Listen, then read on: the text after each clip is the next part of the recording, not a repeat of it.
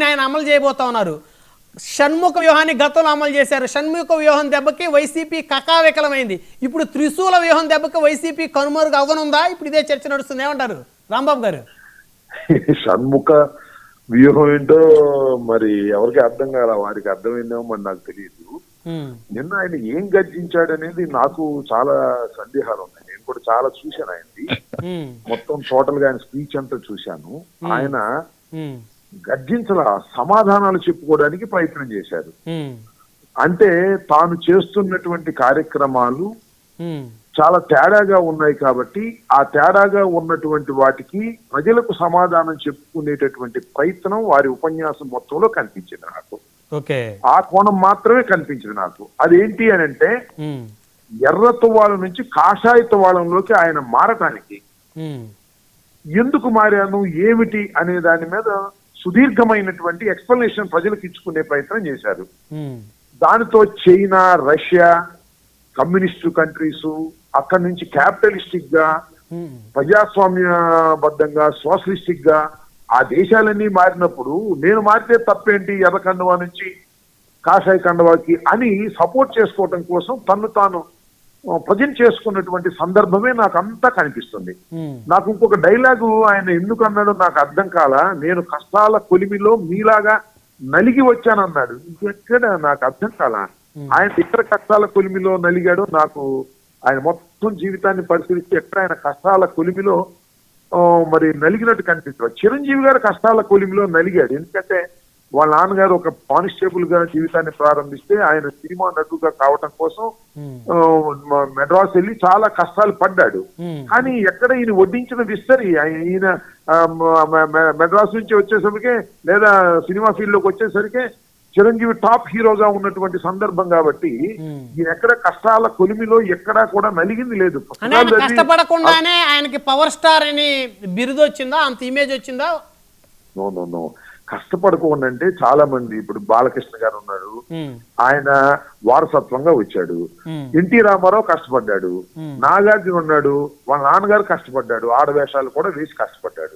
ఆ డిఫరెన్స్ మీరు సరిగా అర్థం చేసుకోకుండా ఏం కష్టపడుకోకుండానే అయిపోయారంటే కష్టపడుకోకుండా ఎవరెవరు, కానీ ఛాన్సెస్ రావటం అనేది ఎక్కడి నుంచో రాలేదు. ఆయన చిరంజీవి గారి తమ్ముడు కాకపోతే ఆయన ఎంత కష్టపడ్డా ఏం ఉండేది కాదు. అలాగే బాలకృష్ణ గారు ఎన్టీ రామారావు గారు కొడుకు కాకపోతే ఎంత కష్టపడ్డా ఏం ఉండేది కాదు. జగన్మోహన్ రెడ్డి గారి గురించి కూడా చెప్పండి. రాజశేఖర రెడ్డి గారు కొడుకు కాకపోతే ఆయనకి జనాల్లో తిరిగే అవకాశం ఉండేది కాదని. 100% దానిలో సందేహం ఉంది. మీరు మర్చిపోయారని గుర్తు చేస్తున్నాను అంతే. మర్చిపోవసలా రాజశేఖర రెడ్డి గారి లెగసీతోనే ఆయన వచ్చాడు. రాజశేఖర రెడ్డి గారు నిర్మించినటువంటి పునాదుల మీదే వచ్చాడు ఆయన. దానిలో సందేహం ఉంది. ఆయన ఏమన్నా రాజశేఖర రెడ్డి గారి కొడుకు కాకపోతే ఇవాళ జగన్మోహన్ రెడ్డి గారికి ఈ స్థాయిలో ఎందుకుంటుంది? రాజశేఖర రెడ్డి గారి వారసత్వాన్ని పట్టుకొని ఆయన వచ్చాడు. That is true. దానిలో ఇబ్బంది ఏముంది? ఆయన కష్టాల కొలిమిలో నేను నలిగాను, నేను కూలికి చేశానని ఎక్కడ చెప్పలేదు ఆయన. జగన్మోహన్ రెడ్డి గారు ముఖ్యమంత్రి నేను కష్టాల కొలిమిలో నేను నలిగానని ఎక్కడ చెప్పాడా? లేకపోతే బాలకృష్ణ నేను కష్టాల కొలిమిలో నలిగానని చెప్పాడా? లేకపోతే ఈ నాగార్జున ఉన్న కష్టాల కొలిమిలో నలిగానని చెప్తున్నాడా? నాకు అర్థం కాల. కష్టాల కొలిమిలో నలగటం అంటే ఏమిటి సార్? అది కమ్యూనిస్ట్ డైలాగ్ ఎక్కడో పుస్తకంలో చదివాడు ఆయన. చదివాడు కాబట్టి అది చెబితే అలాగే సూట్ అవ్వదు. పవన్ కళ్యాణ్ గారికి సూట్ అవ్వదు. అది వేరే వాళ్ళకి, చంద్రబాబు నాయుడు అది వేరే వాళ్ళకి సూట్ అవుతుంది. అర్థం కాదు. ఈయన చంద్రబాబు కూడా సూట్ అవుతుంది. ఎందుకంటే చంద్రబాబు 2 ఎకరాల నుంచి వచ్చాడు ఆయన. ఆయన కష్టాల నుంచి వచ్చాడు. తర్వాత వెన్నుపోటు పొడిచి వచ్చాడు, ఏమొచ్చాడు దానికి డిఫరెంట్ మ్యాటర్. వడ్డించిన విస్తరి పవన్ కళ్యాణ్ గారికి రాజకీయాలు, అది వాస్తవం. ఆయన సక్సెస్ అయ్యాడంటే దట్స్ డిఫరెంట్ మ్యాటర్. ఇప్పుడు పవన్ కళ్యాణ్ గారు సక్సెస్ అయ్యారా కాలేదా మీ దృష్టిలో? నేను ఒక విషయం దానికి విభిన్నమైనటువంటి కోణాల నుంచి పరిశీలించాలి దేనైనా సరే. పవన్ కళ్యాణ్ గారు సక్సెస్ అయ్యారంటే 100% స్ట్రైక్ రేట్ తో సక్సెస్ అయ్యారని ఆయనే చెప్తున్నాడు. ప్రపంచంలో ఎవ్వరూ చేయనటువంటి అద్భుతం. ఎలా వచ్చింది? అది సొంతంగా వచ్చిందా? 2 పార్టీలు కలిస్తే వచ్చిందా? ఇవన్నీ కూడా ఆలోచించుకోవాలి.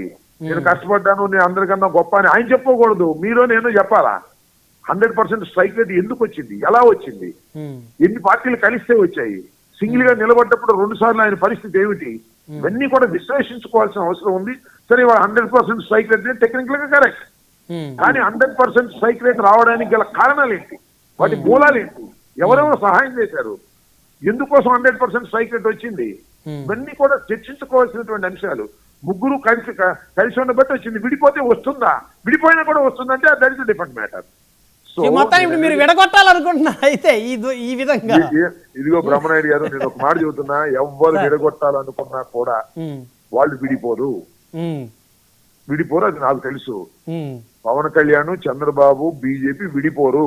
కారణం ఏంటంటే జగన్మోహన్ రెడ్డి వాళ్ళు విడిపోయిన రోజునే జగన్మోహన్ రెడ్డి గెలుస్తాడని ప్రజలకు అర్థమైపోద్ది. కాబట్టి జగన్మోహన్ రెడ్డి గెలవడు అని చెప్పేందుకు వాళ్ళు కలిసికట్టుగా ఉండాలనుకుంటున్నారు. ఉండమంటున్నాను నేను, కాదని కూడా నేనేమంటలా. అయినా కూడా ఈసారి ఆ కూటమి ఫెయిల్ అవుతుందని నేను కోరుకుంటున్నా, ప్రజల మధ్యన నమ్ముతున్నా. ఎందుకంటే మీరు మొన్న ఎన్నికల ముందు కూడా అదే చెప్పారు సార్, కూటమి ఫెయిల్ అవుతుందని. సరే, దానికి చెప్పిన మాట నిజమే, కాదని అనడం లేదు. దాన్ని మా నిర్ణయమా, మా విశ్లేషణ కరెక్ట్ కాలేదు. ఇవాళ నేను ఎందుకు చెప్తున్నా అంటే యాంటీ ఎస్టాబ్లిష్మెంట్ అనేది ఉంటుంది. ప్రభుత్వ వ్యతిరేకత ఉంటది. ఆ ప్రభుత్వ వ్యతిరేకత అనేది పెరిగిన తర్వాత ఎన్ని కోటరైనా పగిలిపోతాయి. ఇది చరిత్ర చెప్పినటువంటి సత్యం. ఎన్నికల్లో ఇవన్నీ రుజువైనటువంటి విషయాలు. యాంటీ ఎస్టాబ్లిష్మెంట్ పెరగటం ప్రారంభమైందనేది నేను చాలా స్పష్టంగా చెప్పదలుచుకున్నాను. కొద్దిగా ఎవరైనా కరెక్ట్ గా దృష్టి పెట్టి చూస్తే యాంటీ ఎస్టాబ్లిష్మెంట్ ఎంత భయంకరంగా పెరిగిందో మీకు